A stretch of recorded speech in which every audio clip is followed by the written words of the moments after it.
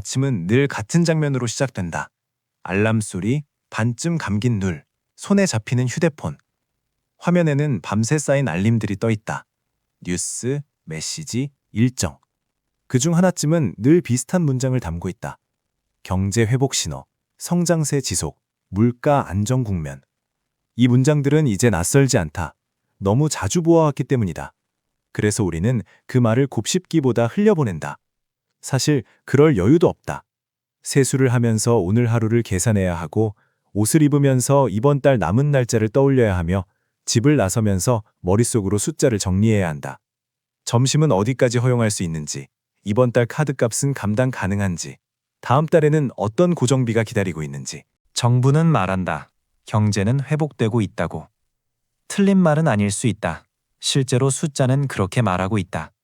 성장률은 다시 플러스로 돌아섰고, 물가 상승률은 정점을 지나 둔화되고 있으며, 고용 지표도 나쁘지 않다. 문제는 이 모든 말이 평균이라는 언어로 쓰여 있다는 점이다. 평균은 편리하다. 복잡한 현실을 하나의 숫자로 정리해준다. 하지만 평균은 언제나 개인의 삶을 지워버린다. 평균 임금이 올라도 내 임금이 오르지 않았다면 그 평균은 나와 상관없다. 평균 물가 상승률이 낮아져도 내가 자주 사는 물건의 가격이 여전히 비싸다면 그 수치는 체감되지 않는다. 우리는 지금 같은 경제 안에 살고 있지만 같은 속도로 움직이지 않는다. 회복은 한꺼번에 오지 않는다. 특정한 곳에서 먼저 시작된다.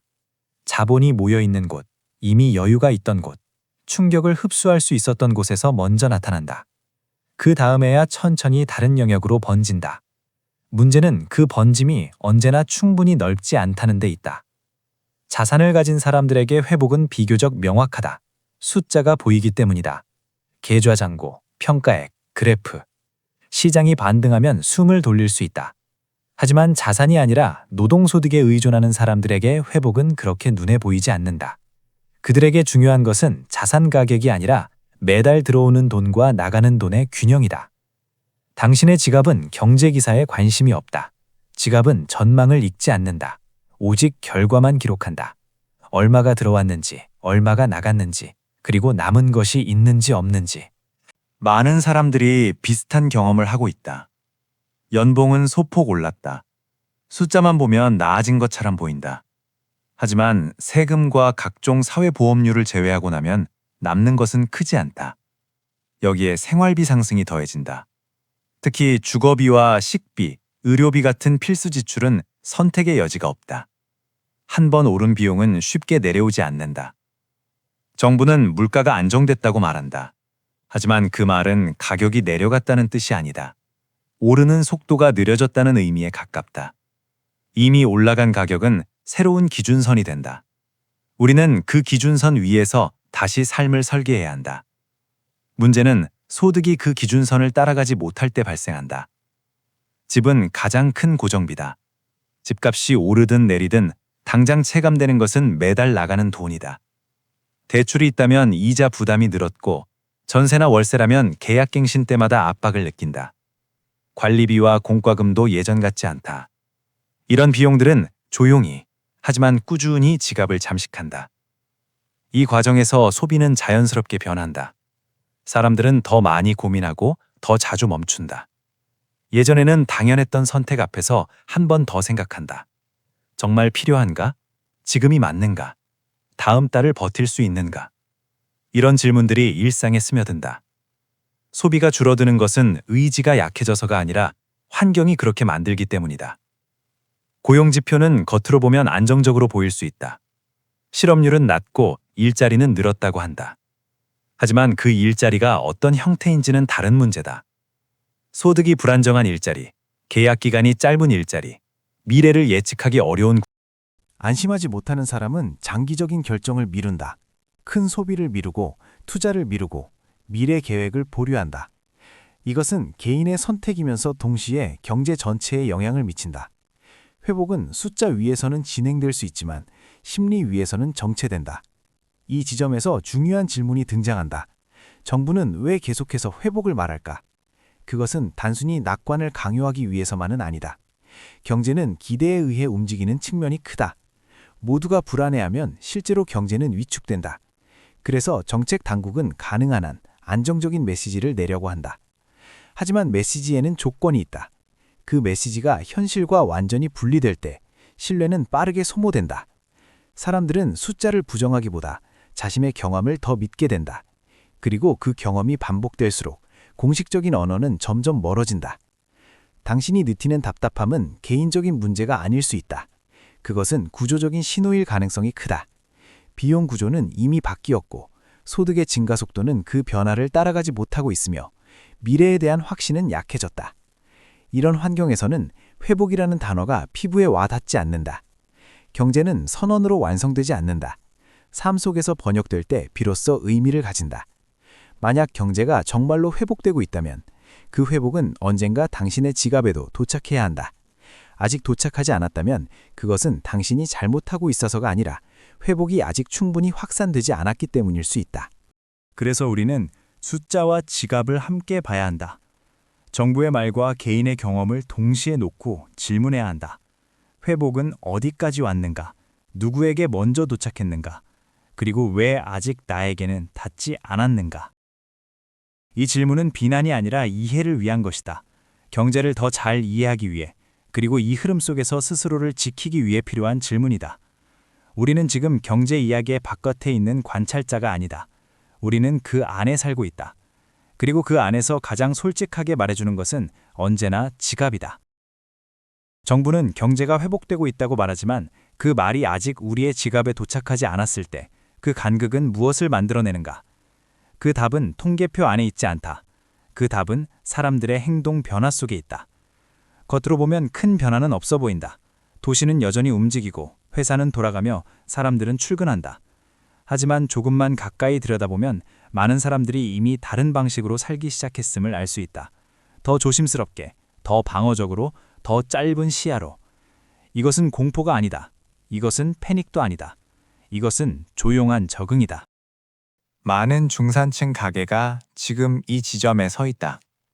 무너지지는 않았지만 앞으로 나아가고 있다는 확신도 없다. 소득은 들어오고 있지만 축적되고 있다는 느낌은 사라졌다. 매달을 버틸 수는 있지만 몇 년 뒤를 상상하기는 어렵다. 그래서 사람들은 목표를 바꾸기 시작한다. 예전에는 얼마를 모을 것인가를 생각했다면 이제는 얼마를 잃지 않을 것인가를 생각한다. 예전에는 성장을 이야기했다면 이제는 유지와 방어를 이야기한다. 이 변화는 숫자로 잘 드러나지 않는다. GDP에는 잡히지 않고 성장률에도 반영되지 않는다. 하지만 이 변화는 경제의 체온을 바꾼다. 사람들의 소비 방식, 저축 방식, 선택의 기준을 서서히 바꾼다. 많은 가정에서 가장 먼저 나타나는 변화는 생활의 축소다. 겉으로는 큰 차이가 없어 보일 수 있다. 외식 횟수가 줄고 여행 계획이 미뤄지고 큰 소비가 연기된다. 하지만 이 작은 변화들이 모이면 경제의 흐름은 분명히 달라진다. 사람들은 더 이상 지금이 기회인가를 묻지 않는다. 대신 지금이 안전한가를 묻는다. 이 질문의 전환은 매우 중요하다. 기회를 찾는 경제와 안전을 찾는 경제는 전혀 다른 방향으로 움직인다. 전자는 위험을 감수하고 확장하려 하고 후자는 위험을 피하고 움츠러든다. 지금 많은 사람들이 두 번째 모드로 들어가고 있다. 이 과정에서 가장 먼저 희생되는 것은 중간 영역이다. 필수는 유지된다. 집세, 식비, 교육비, 의료비. 하지만 그 사이에 있던 것들, 삶을 조금 더 여유롭게 만들어주던 소비들이 사라진다. 문화, 취미, 경험, 여가. 이 영역이 줄어들면 삶은 유지되지만 확장되지는 않는다. 정부의 통계는 이 지점을 잘 설명하지 못한다. 소비가 줄어들었다는 결과는 나오지만 왜 줄어들었는지는 숫자만으로 알기 어렵다. 사람들은 가난해졌기 때문에 줄이는 것이 아니라 불확실해졌기 때문에 줄인다. 그리고 불확실성은 단순히 소득의 문제가 아니라 미래에 대한 신뢰의 문제다. 미래를 신뢰하지 못하는 사회에서는 사람들의 시계가 짧아진다. 장기 계획이 사라지고 단기 생존이 우선된다. 교육 투자, 경력 설계, 노후 준비 같은 장기적인 선택들이 미루어진다. 이것은 개인의 문제처럼 보이지만 시간이 지나면 사회 전체의 역동성을 약화시킨다. 여기서 중요한 점은 이런 변화가 반드시 위기 상황에서만 나타나는 것은 아니라는 것이다. 공식적으로는 회복 국면일 수 있다. 하지만 회복의 속도와 방향이 충분히 신뢰를 회복하지 못하면 사람들의 행동은 이미 다음 국면을 대비하기 시작한다. 이것이 바로 체감 경제의 힘이다. 체감 경제는 발표를 기다리지 않는다. 체감 경제는 선언을 믿지 않는다. 오직 반복되는 경험을 바탕으로 행동을 조정한다. 몇 달 연속으로 빠듯했다면 사람들은 그 상황이 일시적이라고 가정하지 않는다. 그들은 그것을 새로운 정상으로 받아들이기 시작한다. 이 지점에서 정부의 메시지는 점점 더 어려운 역할을 맡게 된다. 계속해서 회복을 말해야 하지만 동시에 사람들의 경험을 부정해서는 안 된다. 이 균형이 무너질 때 메시지는 설득력을 잃는다. 사람들은 숫자를 모르는 것이 아니다. 그들은 뉴스도 보고 통계도 본다. 하지만 결국 더 크게 작용하는 것은 자신의 삶에서 반복적으로 확인되는 신호다. 통장은 거짓말에 하지 않기 때문이다. 중산층의 불안은 특히 중요하다. 중산층은 경제의 완충지대이자 소비와 세수의 중심이다. 이들이 방어적으로 변하면 경제는 겉으로는 유지되지만 내부의 활력은 줄어든다. 성장률이 급락하지 않아도 사회 전반의 분위기는 무거워진다. 이때 나타나는 또 하나의 변화는 선택의 보수화다. 사람들은 새로운 시도를 피하고 검증된 것에만 머무르려 한다. 직장을 옮기기보다 버티고 사업을 시작하기보다 관망하며 이동하기보다 정체를 선택한다. 이는 안정처럼 보이지만 장기적으로는 정체를 강화한다. 정부가 말하는 회복은 종종 이런 미묘한 변화를 포착하지 못한다. 회복은 숫자의 언어로 측정되지만 신뢰는 경험의 언어로 형성되기 때문이다. 신뢰가 회복되지 않으면 숫자가 아무리 좋아도 행동은 바뀌지 않는다. 여기서 다시 질문으로 돌아가야 한다. 경제가 회복되고 있다는 말은 무엇을 의미하는가? 그것은 단지 수치가 개선됐다는 뜻인가? 아니면 사람들이 다시 미래를 계획할 수 있게 되었다는 뜻인가? 만약 후자라면 우리는 아직 그 지점에 도달하지 못했을지도 모른다. 많은 사람들이 여전히 다음 달을 먼저 생각하고 그 다음을 나중으로 미루고 있다. 이것은 비관이 아니라 합리적인 반응이다. 불확실한 환경에서는 확장을 미루는 것이 자연스럽다. 이 과정에서 개인이 할 수 있는 일은 제한적이다. 거시 흐름을 바꿀 수는 없다. 하지만 자신의 위치를 인식할 수는 있다. 지금 내가 느끼는 압박이 개인의 선택 때문인지 아니면 구조적 조건 때문인지 구분하는 것만으로도 판단은 달라진다. 지갑의 목소리를 듣는다는 것은 단순히 불평하는 것이 아니다. 그것은 현재의 조건을 정확히 인식하는 행위다. 그리고 그 인식 위에서 선택을 조정하는 것이다. 무리한 확장을 피하고 지나친 낙관을 경계하며 동시에 필요 이상의 공포에도 휩쓸리지 않는 균형. 정부의 말과 지갑의 말이 다를 때 우리는 어느 한쪽을 완전히 부정할 필요는 없다. 두 이야기를 함께 놓고 해석해야 한다. 회복은 진행 중일 수 있다. 하지만 그 회복이 아직 모든 사람에게 도달하지 않았다는 사실 역시 동시에 참일 수 있다. 이 이중적인 현실을 인정하는 것에서부터 성숙한 논의가 시작된다. 숫자만으로 사람들을 설득하려 하기보다 경험을 설명하려는 시도가 필요하다. 그래야 회복이라는 말이 다시 의미를 가질 수 있다. 우리는 지금 경제 이야기의 전환점에 서 있을지도 모른다. 더 이상 단순한 낙관도, 단순한 비관도 작동하지 않는 시점. 대신 조건과 맥락을 이해하는 시선이 필요해진 시점이다. 당신의 지갑은 오늘도 조용히 말하고 있다. 아직은 조심해야 한다고. 아직은 크게 움직일 때가 아니라고. 이 목소리는 경제를 부정하는 것이 아니다. 이 목소리는 현실을 반영하는 것이다. 경제가 진정으로 회복되는 순간은 이 목소리가 조금씩 달라질 때일 것이다.